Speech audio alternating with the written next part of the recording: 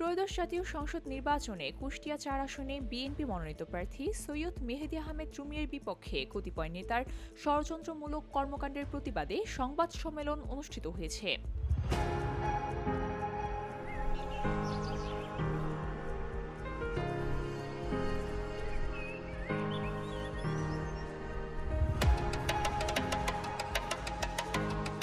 রোববার দুপুরে কুমারখালী উপজেলা বিএনপির অস্থায়ী কার্যালয়ে উপজেলা বিএনপি ও অঙ্গ সংগঠনের আয়োজনে এ সংবাদ সম্মেলন অনুষ্ঠিত হয়। এ সময় লিখিত বক্তব্য পাঠ করেন খোকসা উপজেলা বিএনপির সাবেক সভাপতি ও উপজেলা পরিষদের চেয়ারম্যান বীর মুক্তিযোদ্ধা সৈয়দ আমজাদ আলী।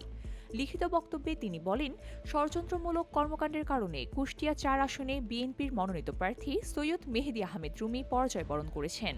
ষড়যন্ত্রের সঙ্গে যারা জড়িত তাদেরকে দল থেকে বহিষ্কার করতে হবে।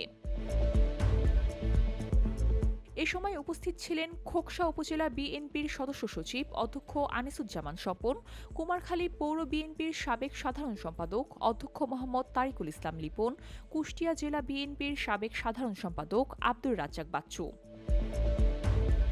উল্লেখ্য, ত্রয়োদশ জাতীয় সংসদ নির্বাচনে কুষ্টিয়া ৪ আসনে বাংলাদেশ জামায়াতে ইসলামের প্রার্থী মোহাম্মদ আফজাল হোসেন দাঁড়িপাল্লা প্রতীকে ১,৪৮,২০১ ভোট পেয়ে নির্বাচিত হয়েছেন। এ আসনে তার নিকটতম প্রতিদ্বন্দ্বী বাংলাদেশ জাতীয়তাবাদী দলের প্রার্থী সৈয়দ মেহেদী আহমেদ রুমি ধানের শীষ প্রতীকে ১,৩৯,৬০৩ ভোট পেয়েছেন।